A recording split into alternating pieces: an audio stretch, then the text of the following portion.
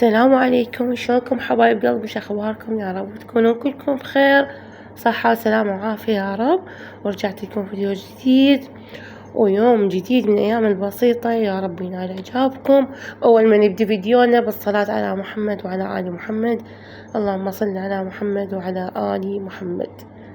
بنات، الدنيا ارزاق، والرزق يجيش مو بس على هيئة فلوس، الرزق يجيك على هيئة عزيمة، على هيئة طفل الله يرزقك بيه، على هيئة هدية، على هيئة موقف حلو. يعني قلتلك الدنيا أرزاق مو بس فلوس، رزق مو بس فلوس. مثل ما أني قاعدة بأمان الله لا بي لا علي، قالوا لي يلا نمشي نروح نتعشى بالمطعم. يا بقول غيرها الدنيا تمطر، الدنيا مقلوبة قلب برا. قالوا وإذا تمطر انتي رايحة مشي؟ احنا رايحين سيارة من الباب للباب. وقالوا ها هذا العرض قائم ترى يخلص، يعني من باكر يخلص. قلت لهم لا ليش شكره منها نروح. ورحنا وتعشينا مثل ما شفتوا، وسهمنا وسهمكم العافية، وظلينا نتمشى بالمطر، وكان الجو يجنن. هاي تقريبا قبل اسبوع هيك كانت اخر مطرت.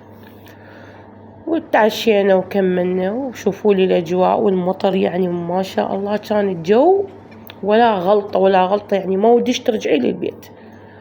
وطبعا ما يكمل اليوم إذا ما نبرد ونحلي. هي بعد طلعوا انحسبت علينا، يعني لازم نبرد ونحلي ونتونس، مو يوم يجينا هيك عارض احنا ترى. وخلصنا ورجعنا للبيت وبخير وسلام الحمد لله وشكر. هسه هنا ثاني يوم عندنا جماعة اشتهوا بانية على كسور، قالوا احنا اليوم نريدها على كسور مو على لحم. يابا جيبوا لنا كسور خلينا نسوي، جيبوا لي وانا اسوي. جابوا لي بانية، طبعا هاي بانيتنا العراقية الجديدة من تنزل عزيزة وطيبة وتجنن ومو فارقيها. احنا ما نفارقيها والله، نسوي مجمدة بس تبقى نكهة البانية الخضراء غير. انا غسلتها هي والثوم كل زين. انا بديت احضر صلصة الطماطة، ضربتها بالخلاط.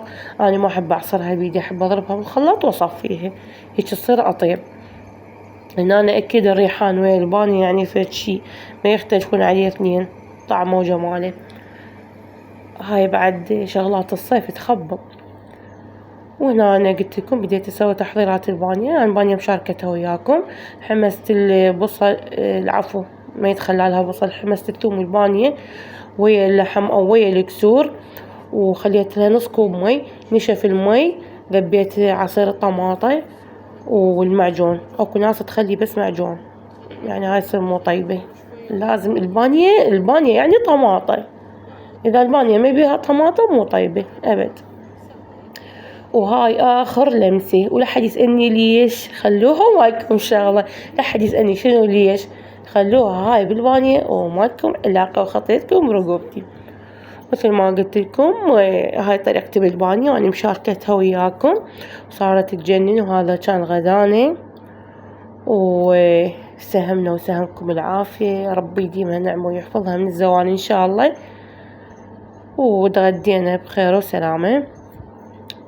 وهذا التمن طبعا اكو ناس تاكل بالدهن الحار وناس تاكل بلا دهن حار، يعني احنا هنا عندنا طلبات المستمعين.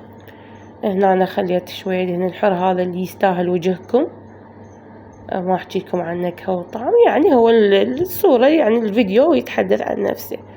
تشرب بانية ودهن حر وريحان ولبن وهاي السوالف، وخلص غدانا وألف عافية علينا وعليكم.